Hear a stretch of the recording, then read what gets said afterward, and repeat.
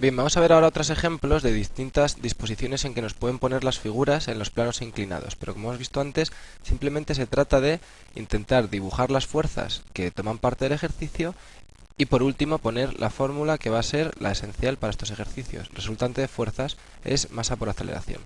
Un consejo que yo daría es que cuando haya varios cuerpos no intentemos tratar de imponer una fórmula que funcione para todo el sistema a la vez, sino ir primero con un cuerpo y después con el otro, es decir, cada uno en una parte, ¿de acuerdo? Por ejemplo, para este cuerpo que se encuentra dentro del plano inclinado, como habíamos visto antes, esto tiene el peso que cae en vertical, ¿de acuerdo? El peso, como está oblicuo al plano, no nos interesa demasiado, por eso nosotros lo descomponemos en una componente que sería P sub X y en una componente que sería P sub Y. Estos son más interesantes porque P sub X está paralelo a la superficie, luego es la fuerza responsable de que esto vaya a caer, está tirando hacia abajo. Y P sub I, como es perpendicular al suelo, como es normal al suelo, recordáis que normal es perpendicular, va a formar parte de la fuerza de rozamiento, ¿de acuerdo? Ya veis que estamos centrados en este cuerpo y entonces vamos a poner todas las fuerzas que actúan. También actuaría una fuerza de rozamiento que si entendemos que esto se va a mover en ese sentido, es decir, que esta caja va a caer, pues la fuerza de rozamiento se opone al movimiento, ¿de acuerdo? Es decir, la va a frenar y aparte está la tensión de la cuerda, ¿de acuerdo? Esto tiene una cuerda que tendrá una cierta tensión. Y ahora mismo lo que hacemos es aplicar esta fórmula y ver qué fuerzas entran en juego, ¿vale? Voy a hacer aquí una separación para que se vea que solo estoy estudiando por ahora esta caja. ¿Qué fuerzas empujan? ¿Qué fuerzas tiran para que la caja se mueva? Pues P sub X.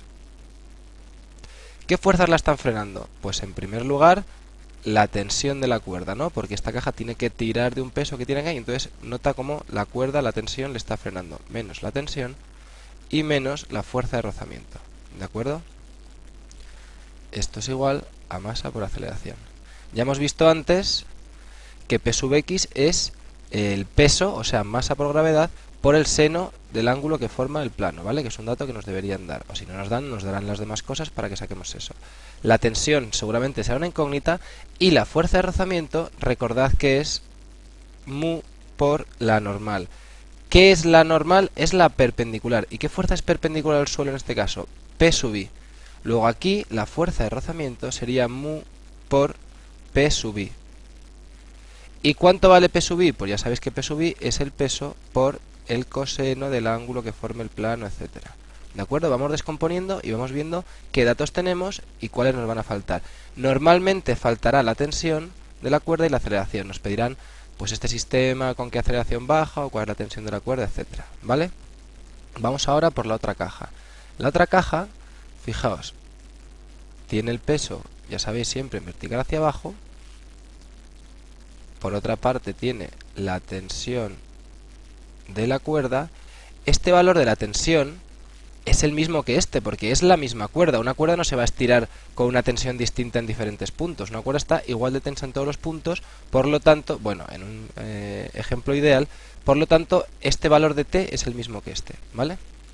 Y por otra parte, pues también le va a frenar la propia fuerza de rozamiento que tenga esta caja, ¿de acuerdo?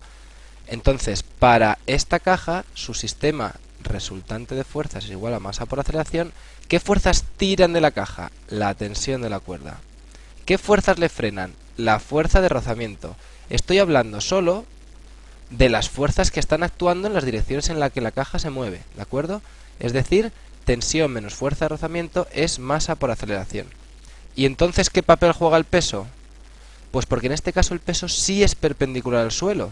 Luego, en este caso, como la fuerza de rozamiento es mu por la normal, y la normal es la perpendicular, en este caso la fuerza de rozamiento es mu por el peso, ¿de acuerdo? Es decir, que no os quedéis con la idea de que la normal es ni P sub I, ni P, ni lo que sea. La normal es la fuerza que en cada caso sea perpendicular al suelo. En este caso es el peso, pero en este caso era P sub I, ¿de acuerdo? Una vez más tendremos como incógnitas la tensión y la aceleración, pero como teníamos dos cajas nos salen dos sistemas, o sea un sistema con dos ecuaciones y con dos incógnitas, tensión y aceleración. Normalmente estos sistemas se resuelven muy fácil. Pensad que aquí ya tendremos valores, fuerza de rozamiento podremos calcularlo, la masa lo sabremos, el peso, etcétera, etcétera. Entonces como normalmente para una de las cajas la tensión tira, por ejemplo para esta la tensión le está empujando y será positiva, mientras que para la otra caja la tensión le supone un freno, luego estará negativa.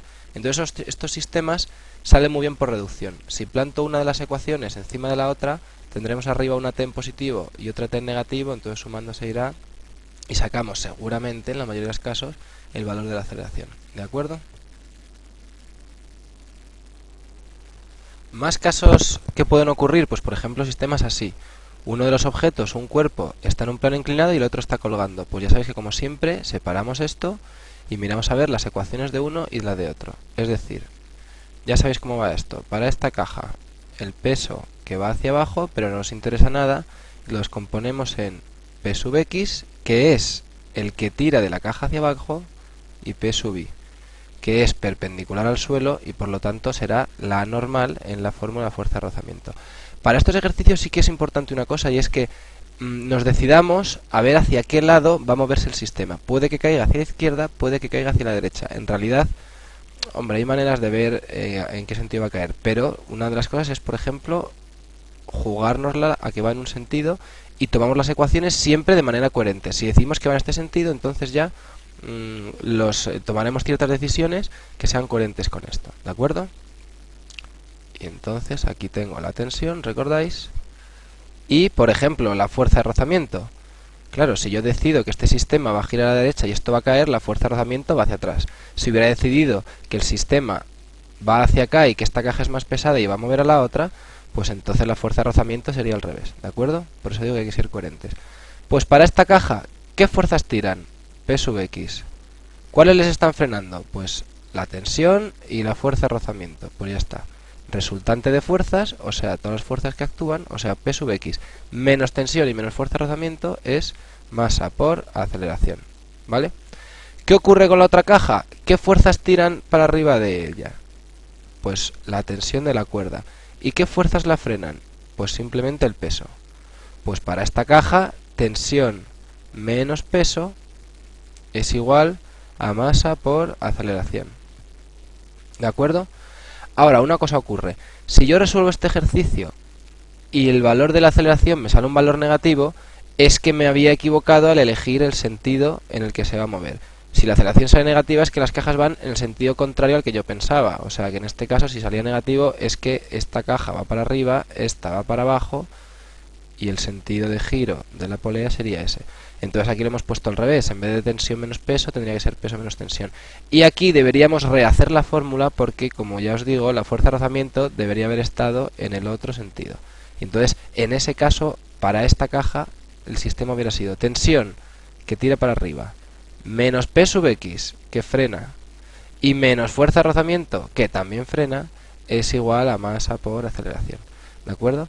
O sea que aquí, hombre, más o menos con intuición se puede adivinar, pero si no, no pasa nada. Se hace en un sentido y si la aceleración será negativa, pues será en el otro y se rehace el ejercicio, ¿de acuerdo?